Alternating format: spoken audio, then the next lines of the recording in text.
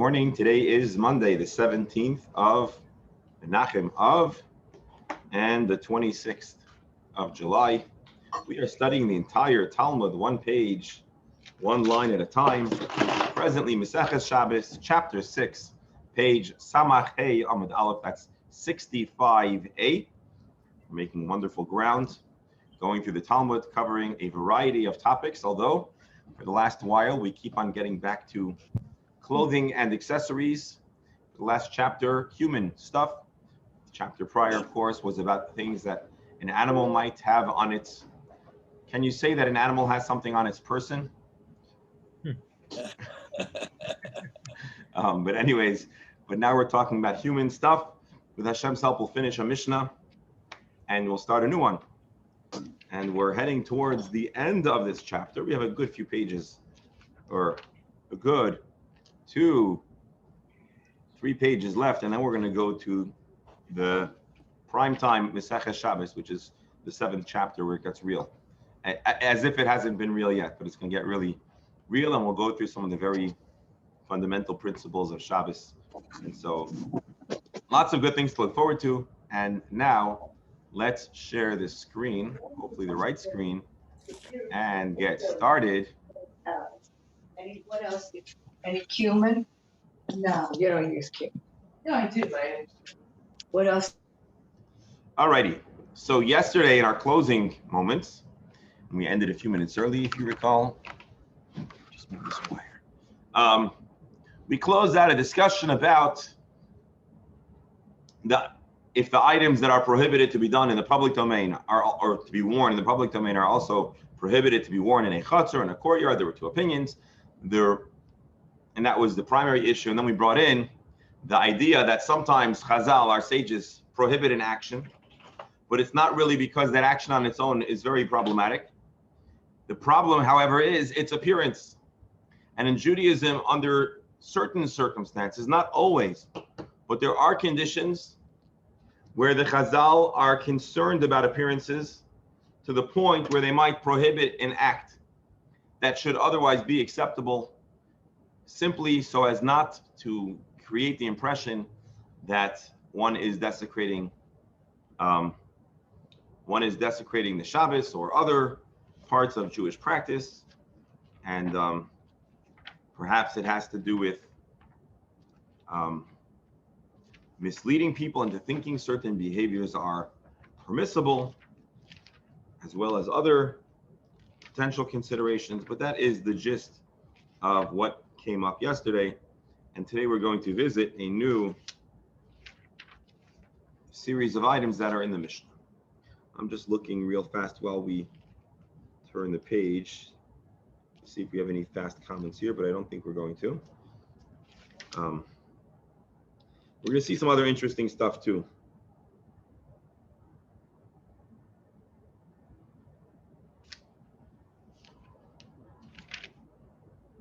So let's get started. Our Mishnah listed as one of the items that one may wear on Shabbos, ubemoch shebe ozna, that a woman may go out with a material that was placed in the ear. The Gemara explains, Tana Rami Bar Yecheskel. Rami Bar Yecheskel taught that not in every circumstance may one have a kind of cloth in their ear. Now, I'm imagining that this is something like a earplug. Maybe there was some kind of infection or discharge or some other reason. Let's see if we can get any more explanation. But anyways, we need to actually be attached to the ear. Now, the fact that it's present is not carrying, but the Chazal are concerned, and Rami Bar Yecheskel is clarifying, that we do not want to have a circumstance that you might easily come to carry it. And if it's not tied, if it's not secured, and it's loose, it can easily fall. And because it's important for your medical, for your well-being, likely you will pick it up if it falls out. And this might answer a question about, again, I'm not going to the whole discussion, but at least, you have people have hearing aids. And I think today, although maybe they're not literally attached, they're quite secure. and well positioned, there are other questions that we can consider in the future, but certainly on that from that angle, that should be okay. What is the purpose of this moch? What exactly is it doing? Any doctors here might want to, or pharmacists might want to take a guess what the value of this moch might be, or is it evident, self-evident? Any thoughts?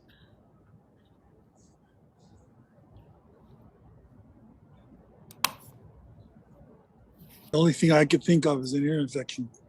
Maybe some kind of ear infection or pressure or noise, but something that was necessary for one's well-being, one's wellness, and it's important that it should be so that it won't easily fall off, lest they come to carry. Okay, the Mishnah continues. A person also may have this cloth, this material, this padding in their foot gear, in their sandal. Tani Rami Bar Yecheskel, the same Rami Bar Yecheskel made sure to clarify, it must be connected. It must be tied, fastened to the shoe, because if not, it might fall off, and once again, a person may end up carrying it. Rabbi Steinsaltz Gemara points out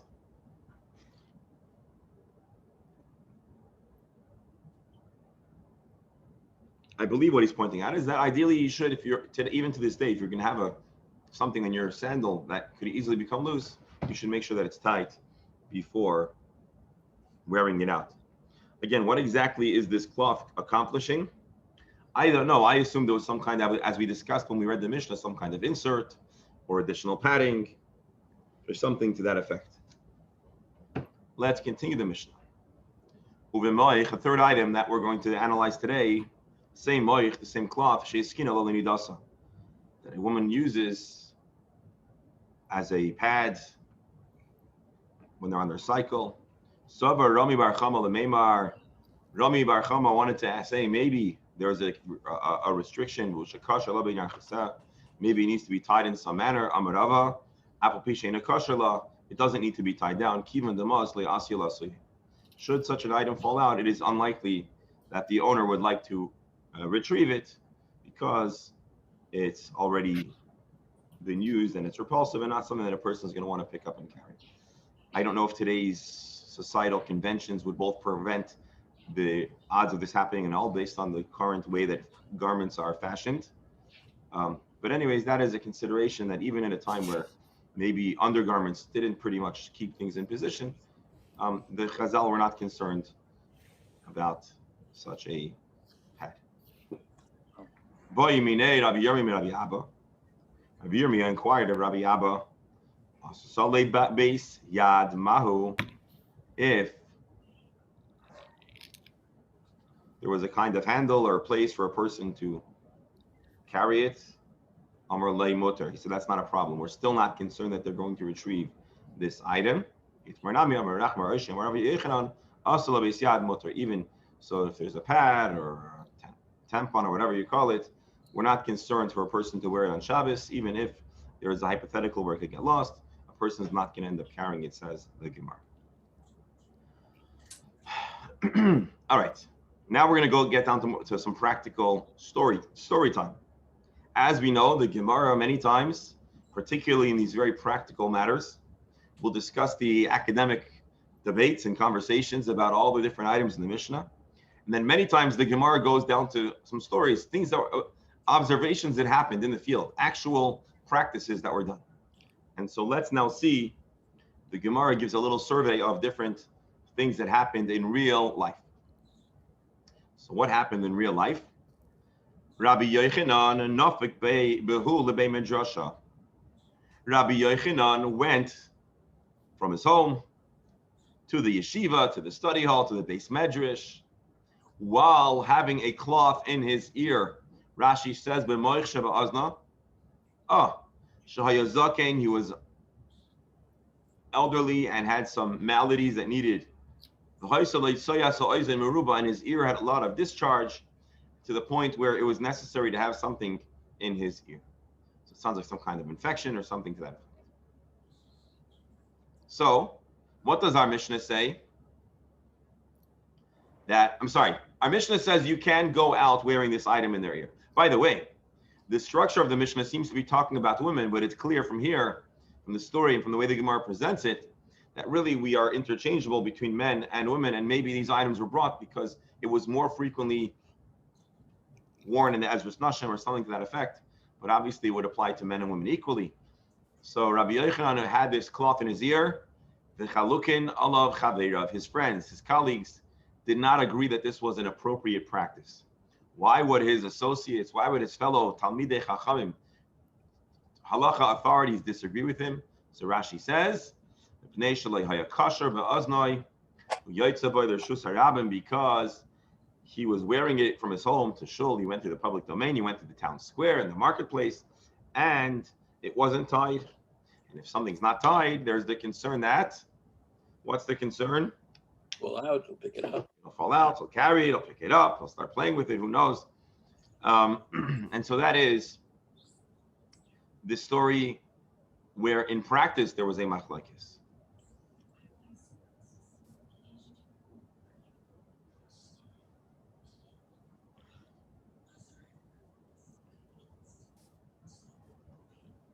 There's one interpretation that I was looking for, but no one seems to give it, so I'm going to rely on Rashi and Mishnah also and leave it at that. Actually, give me one more second.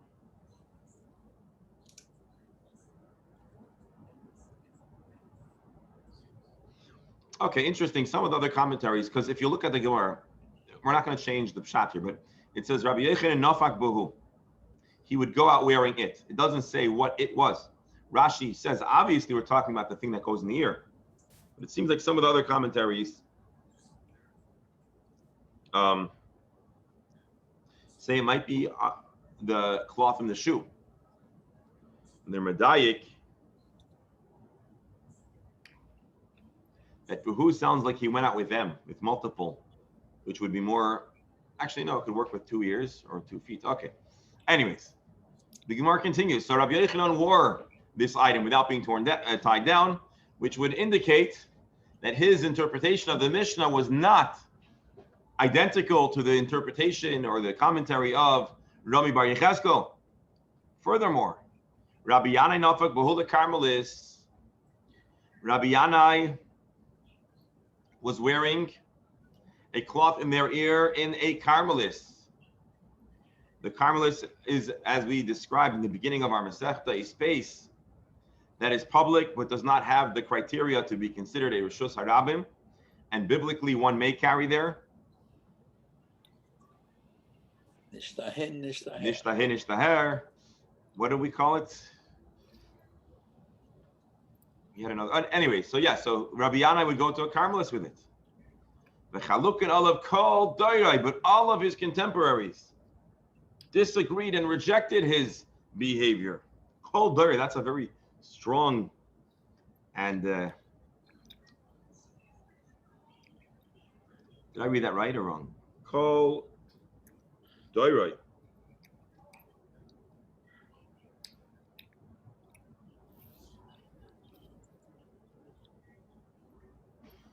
So again, the Mishnah says you could wear it, right?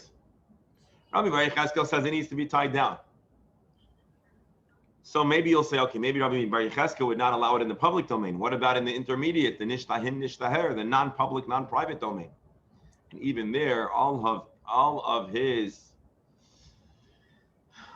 his folks disagreed. Maybe Rabbi Yanai says, listen, it's a gzeira not to wear it without tying it down.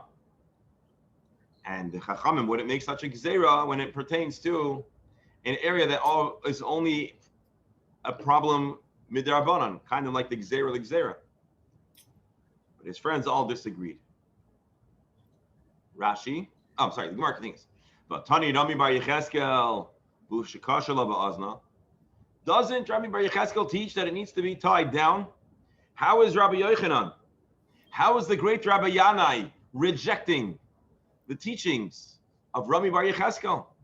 That's not like them to disagree, to reject the tradition that was passed down to them. So the Gemara answers like kasha and adds a lot of nuance to the conversation. There's a difference with how the item is attached. If it's placed in really well, you don't need it tied down. Kind of the way I'm imagining that some hearing aids, they fit in so perfectly into the ear and they wrap around the ear in such a way that you don't need to tie it down. It's well placed. It's secure. And so now we have essentially three different possibilities. You have the cloth totally loose and freestyle. It's going to fall out any second. You have the cloth that's tied down. And then you have it the way it's inserted just so that it's extremely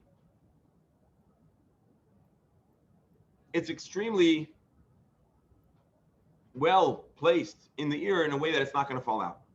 And so Rabbi Yochanan may be on a technicality, and Rabbi Yanai technically don't seem to be compliant with Rami Bar Yecheskel, but the spirit of the teaching is well represented. And ironically, their contemporaries even rejected their position, saying it needed to literally be tied down. Now let's look at some Rashis. Vatani Rami Bar Yecheskel v'hu shekasher. Didn't Rami teach that it needs to be tied down? And under a scenario where it's tied down, you can wear it into the public domain.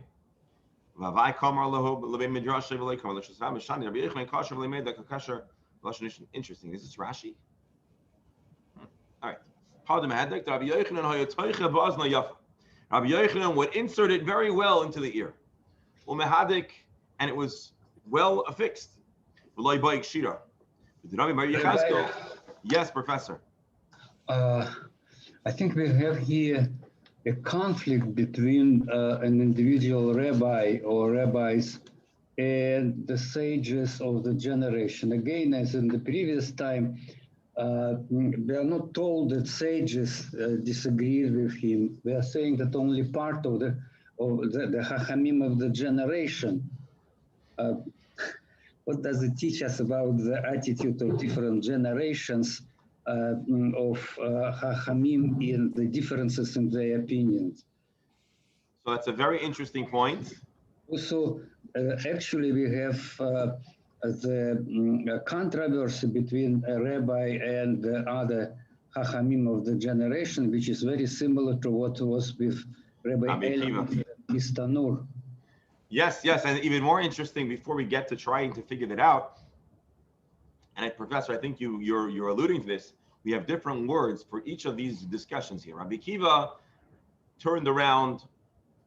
overturned, I should say, the understanding of the Zikanim, the elders that were around.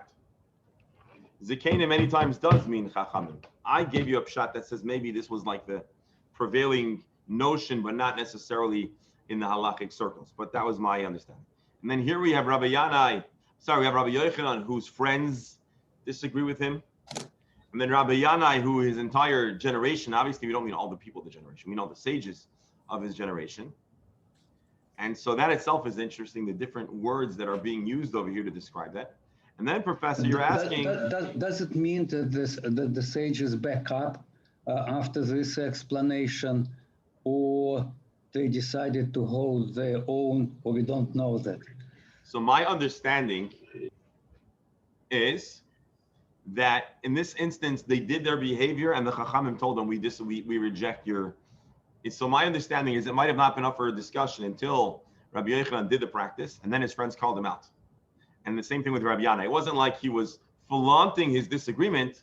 My understanding is that the story triggered the conversation which led to a disagreement.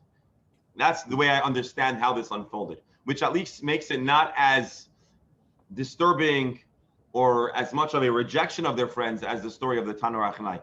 However, Beryl, 1 second. However, the question that remains, Professor, is now that they had the argument, now that they've had the conversation, does Rabbi Yochanan budge, or does he continue? Does he maintain his position? Does Rabbi Yanai budge, or does he also maintain his position? My sense by reading here is that Rabbi Yanai and Rabbi Yochanan did not back down. Why it's different than Rabbi Elazar, let's discuss. But I want to give Rabbi Beryl a chance to weigh in. Beryl? So I'm surprised that nobody brings up the argument if the rabbi walked out with something in his ear, like we had with the amulet and the spices, maybe he had some condition which required that cloth. You know why? You know why we're not going to say that? Because then we wouldn't be able to have this nuanced conversation. The guy's brains are going to fall out of his ears, and it's pikuach nefesh. Of course, he could keep his ear plugged. I understand that's not how science, that's not how medicine works. But I'm saying if his life depended on it, then no one would stop him from doing that.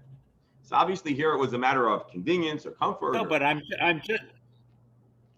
No, but this is their rabbi. So I would say the rabbi, obviously he knows the halacha, and there must be a special reason. Like we said, this amulet is used for this or for that.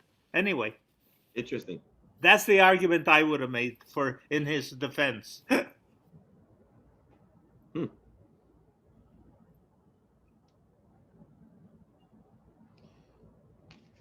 So we do need that. But your questions are good, and we want to understand what really was going on over here, because there's a very nuanced and complex debate that's happening. But that's a debate, that's a conversation, that's normal. But then to understand the resolution, that is in a way a greater concern.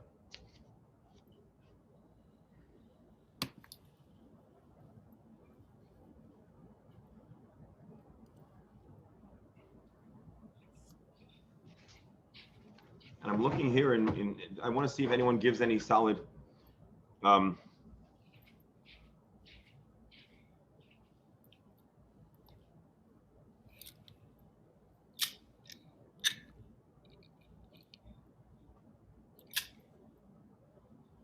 interesting. The footnote here says, and this is not something that we discuss often, it seems like there's less in the world of the Gemara. There was more license for someone to argue with all their friends than in the time of the Mishnah. The Mishnah was a time where they needed to maintain they were trying to preserve a certain consensus and establish consensus. And there was the existence of the Sanhedrin. And therefore, if there was a majority, it would be entirely unacceptable to go against the Sanhedrin. Whereas apparently, the Sanhedrin, actually not apparently, we know the Sanhedrin wasn't active in the time of the Gemara.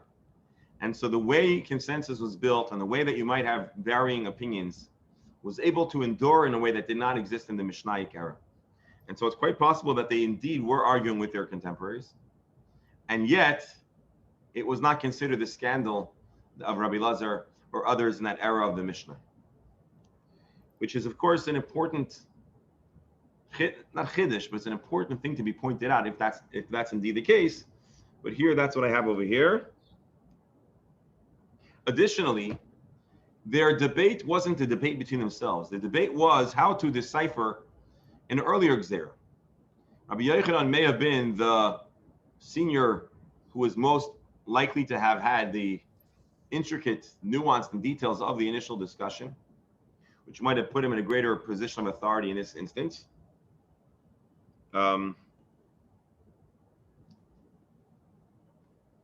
And so, regardless of how you understand it, it seems, based on the reading of the Gemara and based on what I'm seeing over here in the sum of the commentaries, it's likely that the Machlokes remained a difference of opinion. It was triggered by the action, but it's not like we find Rabbi Yochanan or Rabbi Yanai backing up or undoing what they're doing. One more thing.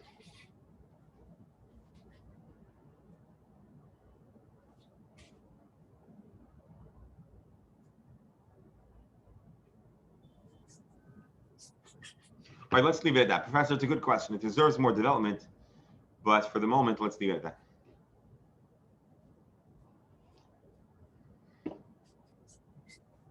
Now the Gemara says, the Gemara asks, but how did these two, just to recap, how did these rabbis actually go against the Gzeir, the Kana of Rami Bar Yecheskel? And the Gemara answers, no, they weren't actually arguing with Rami Bar Yecheskel. They were qualifying his statements. He said that it has to be tied down unless it is otherwise secured. And if it's otherwise secure, then we're fine. And that's a good explanation. It makes a lot of sense, right? If it's secured, it's as if it's tied down. So we can be very confident and comfortable with Rabbi Yochanan's, Rabbi Yochanan and Rabbi Yanai's interpretation. All right, let's see the next Gemara.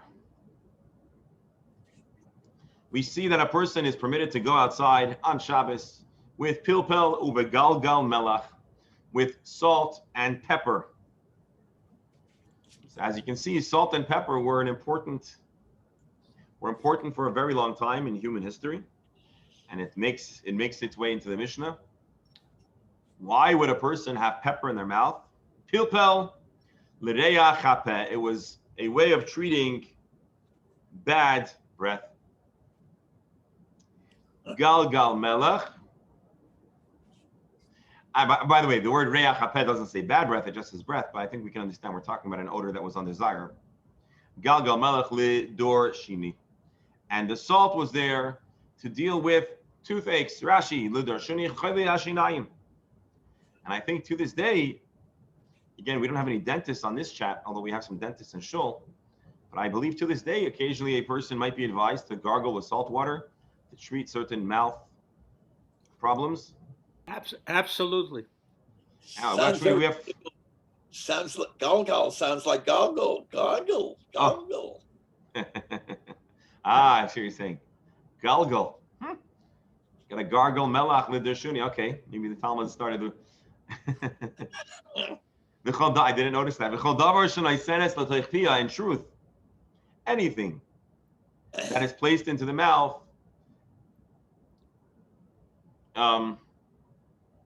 they can go out. Zangvila.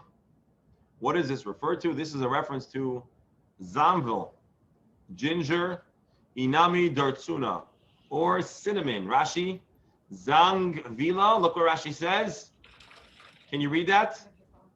You gotta zoom in. It's a little. Whoa. Hold on. Can you read this word? Which word? Ginziru. Ginger. Ginger. So we're talking about ginger. Zamvil or zangvila means ginger. I don't know which language that originates in. And the Ritzina Rashi says is kinamon. And so suffice it to say, a person might have in their mouth stuff to treat a variety of issues. As you might recall, the Mishnah says you shouldn't put it into your mouth on Shabbos. But if it's in your mouth, you can go out with it without a problem. Rabbi, so a silly question. Would there be a shaila about chewing gum on Shabbos?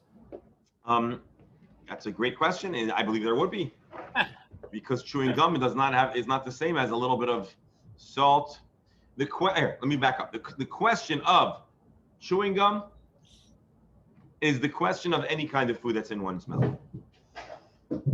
Generally, one is not meant to go out with food in their mouth. Here we're talking about small amounts of salt or pepper that is there for treatment, and apparently our Mishnah says that is acceptable. Good question, Reb Beryl. Thank you for bringing that up.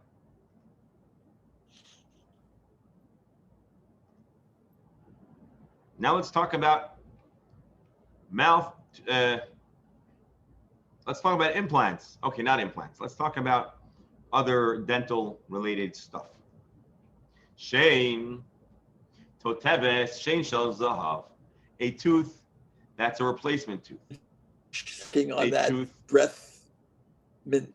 If you didn't listen to your dentist and you didn't chomp on salt and cinnamon and ginger and all the other things that you need to keep your mouth. All right. Shein toteves shein shel zahav, a person that has a fake tooth or a golden tooth. Rabbi says you can wear that out.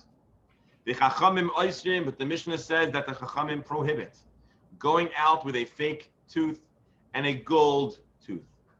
I am fairly certain that we can understand that these teeth are not. Folks, how long was I gone for? About a minute. Right after you mentioned the word dentist, it must be some. You were there, but very, very, very distorted. All right, let's share the screen again. Sorry about that. I brought my. Let's Are we recording or we need to re-record? Let's see. No, we're recording. So we're talking about teeth, false teeth, and the ability to wear them or have them in your mouth on Shabbos. Now, again, as I said, I believe that the teeth we're talking about here are not dentures, and they're certainly not implants. We're talking about something that was probably not even attached. Something that so let's see what the halacha is. So Rabbi says you can have it. Chachamim say no. Rabbi Zera says, Lo ishanu. When do we say that the Chachamim do not allow a gold tooth? Shel zahav, if it's made out of gold. Aval b'shel kesef, if your tooth is made of silver. Divrei hakol mutter, everybody agrees you're allowed to have a silver tooth. Rashi lo ishanu, the Chachamim oisrim, that the sages prohibit, elo shel zahav, if it's a golden tooth. Shemeshuna b'mara misharshinov, because it sticks out like a gold tooth. V'dilma mavzula v'shakla b'yadei umamti. Maybe people will make fun of the person that has this odd-looking tooth, and so she'll take it out. Alternatively, I don't know why Rashi doesn't say that. Maybe everyone's saying, "Wow, a gold tooth, is that real? Can I see it?" But anyways, a gold tooth is a problem. Silver. It's very interesting, Rabbi, because silver was used for fillings ad yom hazeh. And I think silver is healthy, no? Has more healing. Is it possible that silver is better for infection than gold? Anyone? So why is silver not a problem? I don't know how it affects. So why are you allowed to have silver in your mouth and go outside on Shabbos?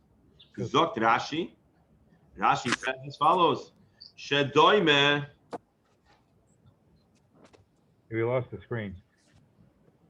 You lost me? No. We have you, but not the Gemara. Well, let's do this again.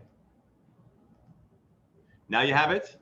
Yes. Now we- All right, so we're here in Rashi. Avol shel kesef. It's allowed to be of silver, where I'm highlighting. Shedoimo l'shar hashinaim, because silver looks a little bit closer to the natural color of teeth. Okay. Divrei hakol motor loshen rebusim. V'linira taima de shel zav mishum de chashiva va'asi lasuye. Because your tooth is a gold tooth is chashav, and if it falls out, you definitely don't want to lose it.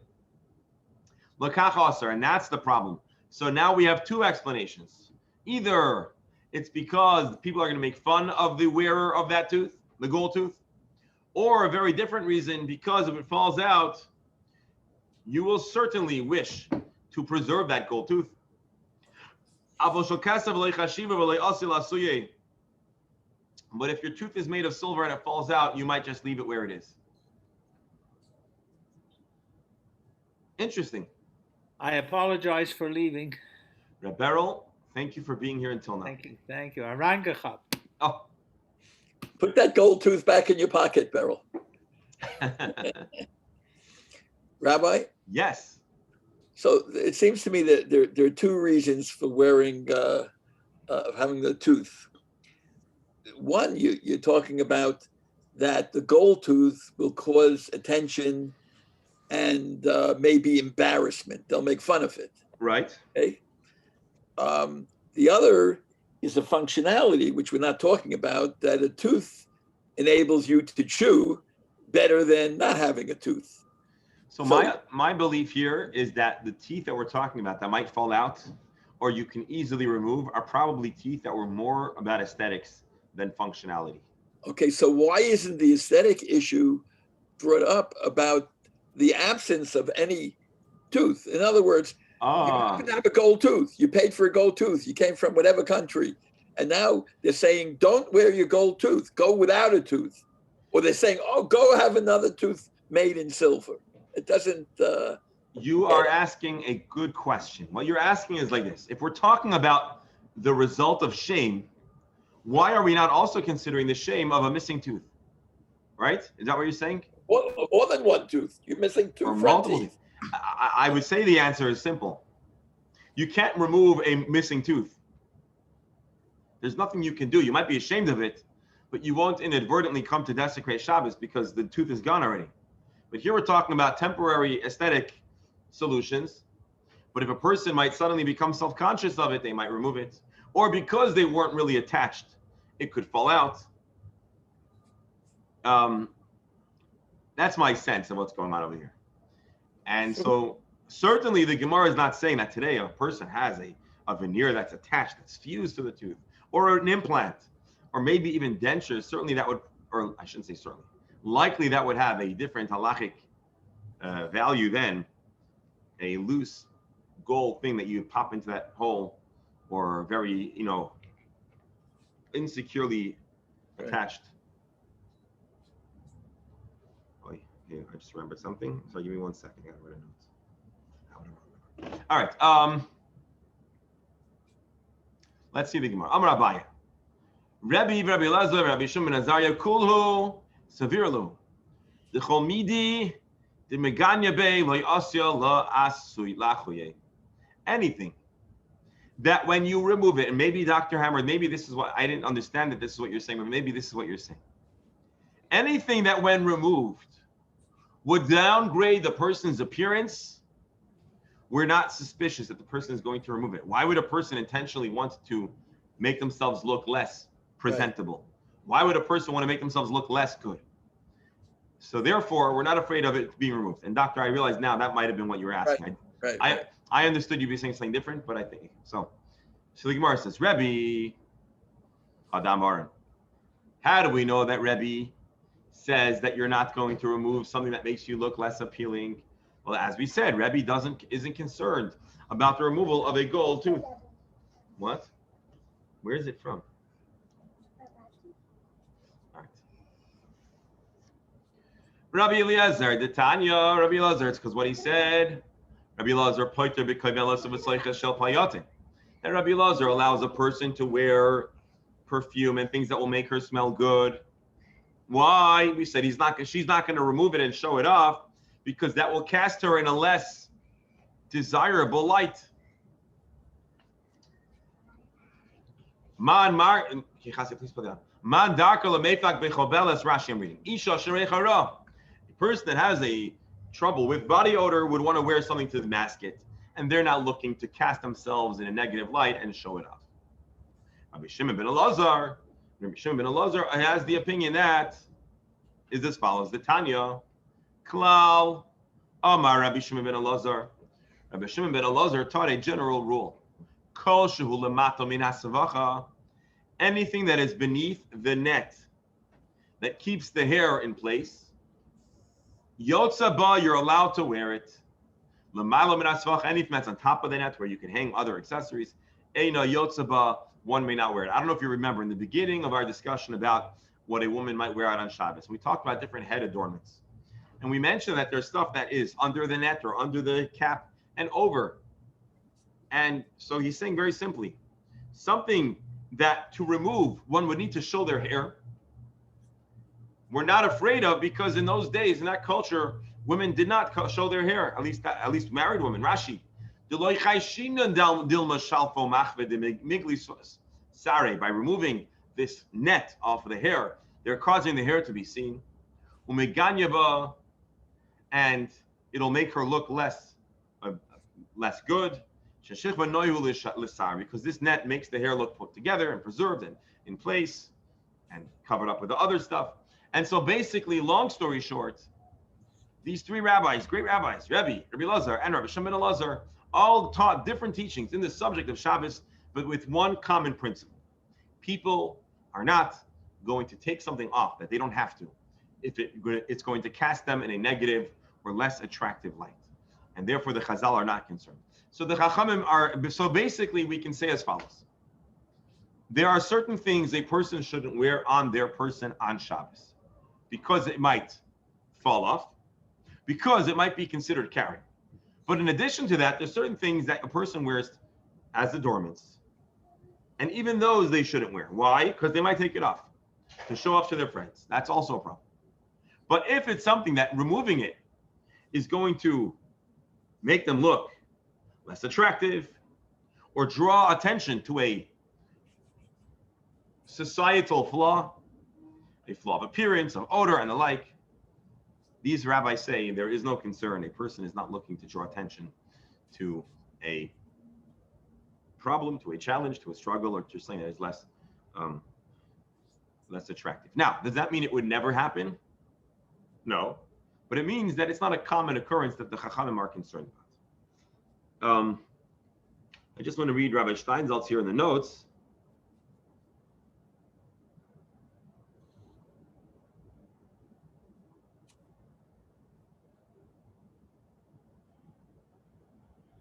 Nope. You got it covered. Okay.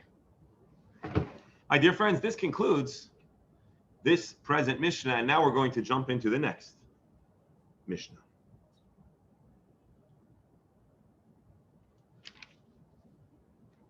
Let's do this. What else may a person wear out on Shabbos? Yoitz. Rabbi Steindal says a woman may go out. Well, how does he know it's a woman? It doesn't say Isha or Isha.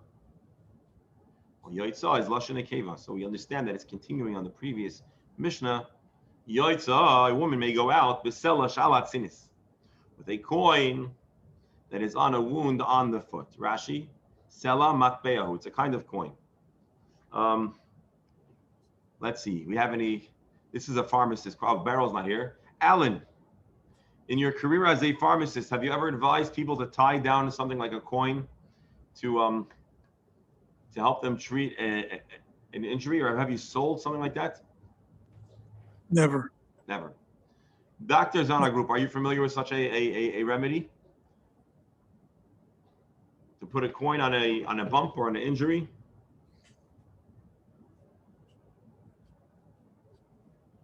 People would laugh at me.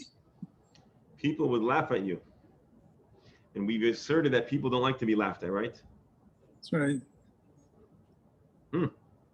Unless you're a comedian. Then it's not at you.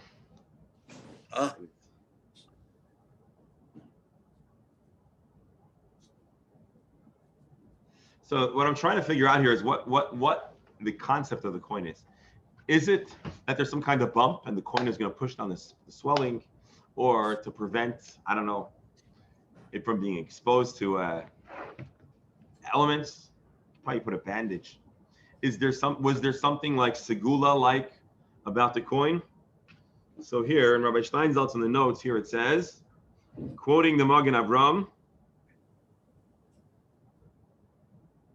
that one may wear a coin tied to a wound if it's going to heal. If it has no healing properties, you shouldn't be allowed to wear it. All right, we're gonna have to wait for the Gemara to see all the interesting stuff here. Oh, here. What is a tzinis? The Gemara is going to discuss what this tzinis is. Rabbi Steinsaltz right away says it could be like an inflammation or a callus on the foot, and perhaps the coin was there to prevent that it get rubbed or irritated. Maybe in those days it was understood that metal had healing properties. And in truth, says Rabbi Steinsaltz, nowadays there is also use of metal-based powders to heal wounds. And then he says, by the way, the Gemara Yerushalmi translates tzinis not as a callus or a wound, but as gout. And gout, we all know, could be very, very painful. All right, let's see the Mishnah. I'm sorry? What about the option of a broken bone, your finger or your foot? Oh, like a splint. As a splint to incapacitate the movement of that. Interesting. It doesn't say that over here, but that's a conceivable use, especially a toe, which is kind of small. You might need a small coin to kind of. Interesting. You realize this all comes from functional fixedness kinds of thinking. Okay. See, Doctor, when you first brought it up, I don't think we realized how valuable that principle would be for so much of our discussions. Okay. You know, we should call up all the Magidei Shiurim that teach Gemara Shabbos, and we should introduce them to a lot of. All right, let's see the Mishnah. Habonos ketanos yoitzois bechutin. Little girls who pierce their ears. Let's see Rashi. Shemenakavois ozneim. They pierce their ears. The ain oisin is and they don't get a proper earring in Adshei Gadu till they get older and someone wants to buy them jewelry. So what would they do? V'noisnim chutin. They would get little strings that would put inside, like samim, or little splinters of wood bazneim, shelo yistimu aznehem, so that the hole does not close up. So today, Baruch Hashem, in a world of plenty, and we can buy cheap earrings and studs for $10 in some crummy store somewhere, or even for $150, you can get something very decent and simple. But in those days, apparently they didn't have those options, so they'd stick a little string or something in it. Even they're allowed to put a splinter of wood into their what chasya? Calendar? Come here, it's over here. We have chasya in the studio today. Chasya, good morning. Rashi. Even though a splinter certainly isn't considered the most appealing accessory. This is the way of people maintaining their ears. It's not considered carrying it. You don't want the splinter for anything other than to keep the hole open. It's not like you're trying to transport the splinter from one place to another. There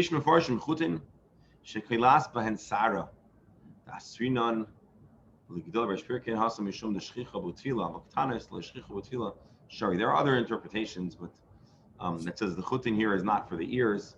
There's an interpretation that says it's some kind of highlight, a strand that put in the hair. We've already established that adults may not wear because they have to go to the mikvah, but maybe girls who do not go to the mikvah could wear it. And Rashi rejects this interpretation. But anyways, it's good to know that there's different ways to read this. Now we're going to see a very, very interesting comment in the Mishnah.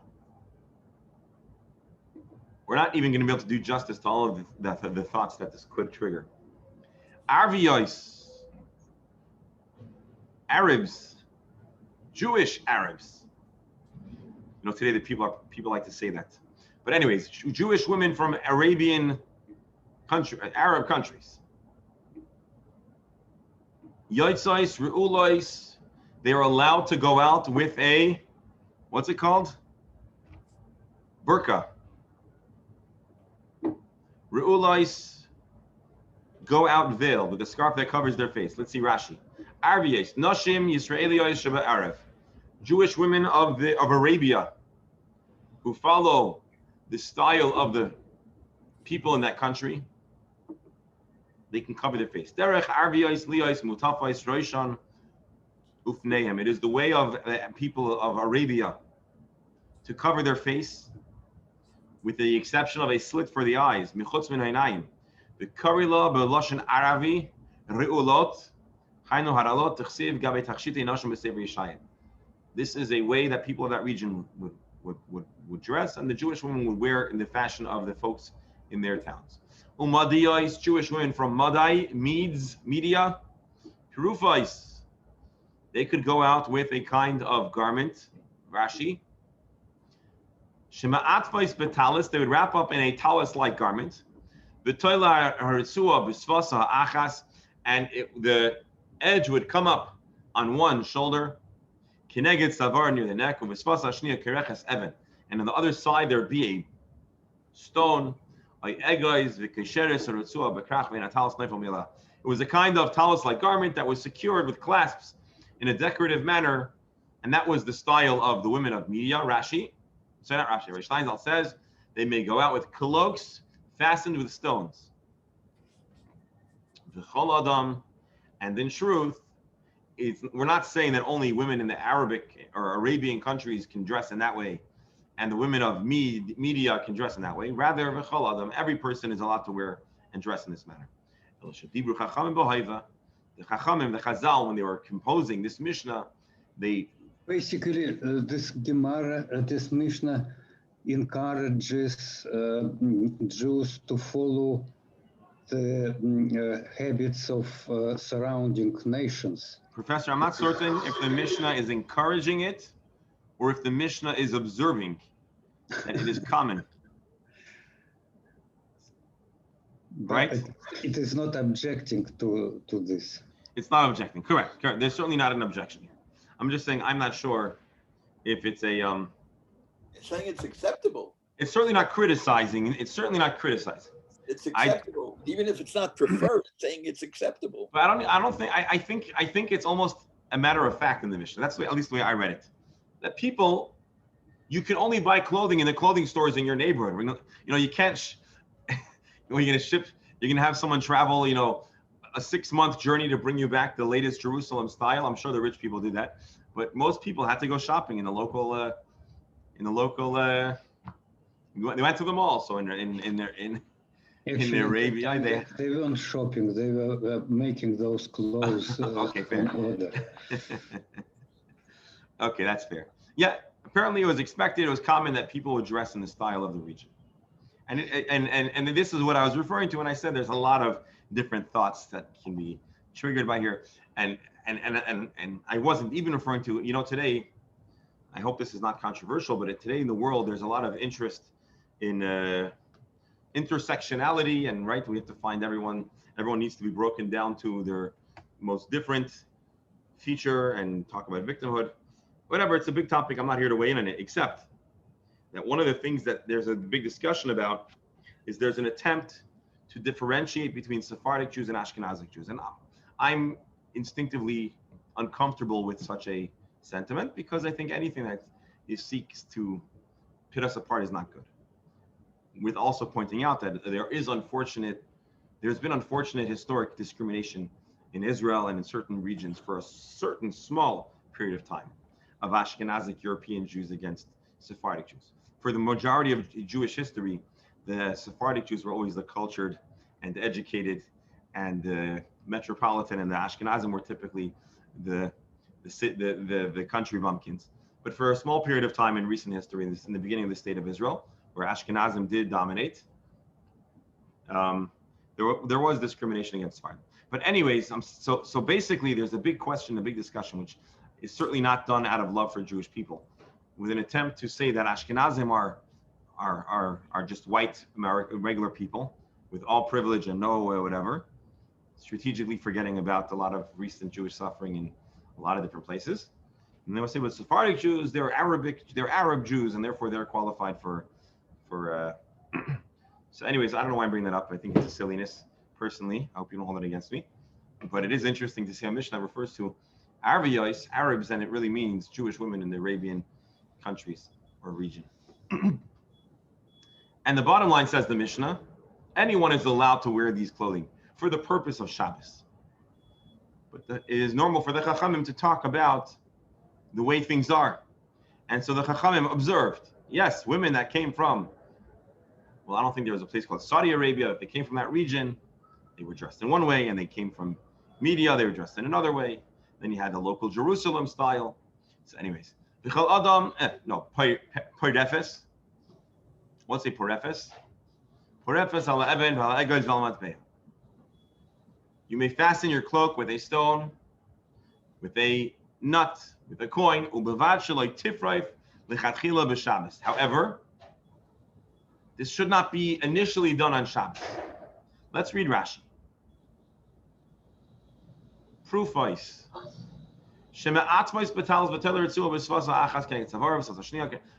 This method of fastening a garment with a nut, a stone, or whatever. So the Gemara is going to discuss what exactly the issue is and how exactly it ought to be done. But here is our next Mishnah. Our next Mishnah, which is talking about stuff that's on the person's person, not purely as an accessory, also to fasten, but ultimately it's part of the wardrobe, and it is acceptable for people to wear these garments. Now, I don't know what the hava mean. I don't know what you would think would be a problem with arviyos, women wearing a burqa for the purposes of Shabbos. I'm not sure what the concern would be, but apparently the Mishnah is teaching us a chiddush, and all this will be discussed Be'ezer Hashem tomorrow in our Gemara. And so that, my dear friends, concludes today's Gemara session. A lot of food for thought, a lot of interesting discussions. Again, we went through a series of items with this material that was used to stuff the ears and to pad the shoes, or as a pad. And we had Rabbi Bar Yecheskel saying it needs to be tied down, and we have the rabbis that dissented, and we have the question of why they're allowed to argue with the majority, and how the conversation unfolded to begin with. And we talked about dental matters, stuff that's used to moderate breath and gum health, and the ability to have that on Shabbos. And then we had a discussion of, are we concerned if a person would remove a false tooth? Then there was a question of, is it going to cast the person in a good light or a bad light? Are they likely to remove it at all? And also, what might cause a person to remove a gold tooth? Is it because they're ashamed? Or is it an issue if it falls out that you'll carry it? That was what we discussed today. And then we mentioned 3 rabbis, all that were of the opinion that a person will not draw attention to that which they perceive to be a flaw, either of beauty or scent or other kinds of items. And then we studied the Mishnah series of items that a person may wear out on Shabbos, a coin on the injury, the piercings of the ear, the stuff that's in the ears, and different local style being acceptable for the purposes of Shabbos. And of course, bringing up this interesting question of, do Jews always, and why did Jews typically dress in the style of the people in the region? I tried to say that it's because they went shopping locally, but the professor says that most likely they weren't shopping at all. They were making their own clothing, and they were just fashioning themselves after the local style. And I think the professor is correct. And it is an interesting social commentary or observation about how Jews generally, as much as there is a distinct flavor of Jewishness, a lot of Jewish culture is adopted, borrowed, and developed based on local style and mannerism. And that's an interesting discussion that can span many books or hours of discussion. So thank you all. I'm done talking, but I welcome now the comments. Dr. Hammer, please.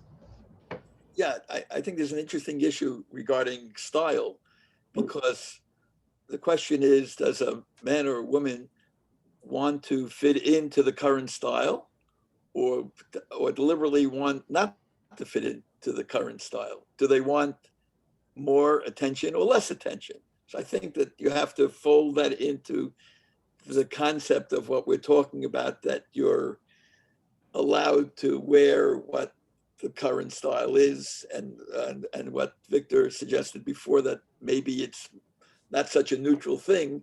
Maybe perhaps they're suggesting that you should, and there might be some good reasons for that vis-a-vis Shabbos also.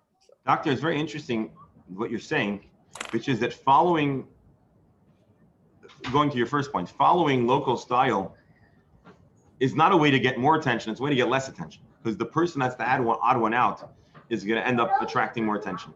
And Dr. Hammer, I think, is alluding to, didn't we just mention that we're very concerned that a person is going to try to take the spotlight off of themselves, and maybe they'll end up carrying or removing or something to that effect? Now, granted, I don't think a person is going to remove all their clothing just because they're getting attention, because I'm not sure that would remove attention, but it's something to consider as we go through this thought process, that if everybody is wearing a burqa, you might want to not look different, and you might not want to remove it, and therefore we're not afraid you're going to remove it. And on the flip side, if you're wearing it in a region where it's not the style, maybe you would remove it. So there's a lot of things that we need to really figure and sort out. And again, this is an interesting and big discussion. And of course, it has ramifications to this day. I think an observation is that Jews, even that have distinct style, it's always borrowed from a host culture. We're just usually 20 to 100 years late on the So, Hasidic, I'm not saying this to laugh, God forbid, of course, as a Hasidic Jew, I highly value a lot of the customs, but, let's say the kapota that Chabad or the spodek or the bekesha that Hasidic people wear is a take on what was once considered very stylish garments in Europe. But there's more to it, because there were, let's say, for example, the hats that Hasidic people wear, which is very stylish, was really a response to certain decrees restricting what Jewish people could wear, and they had to, at a certain point, they had to embrace her. So it's a long and complex discussion. The issue is, of course, the story of Exodus, where among the reasons why the Jews deserve to be redeemed, one of the reasons is that they didn't accept the Egyptian mode of clothing.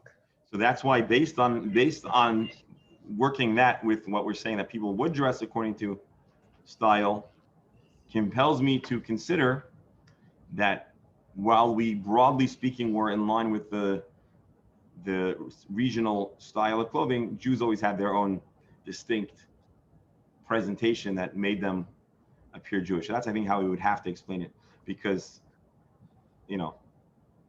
But anyways, I suspect we'll discuss this a little further as we go through the Gemara.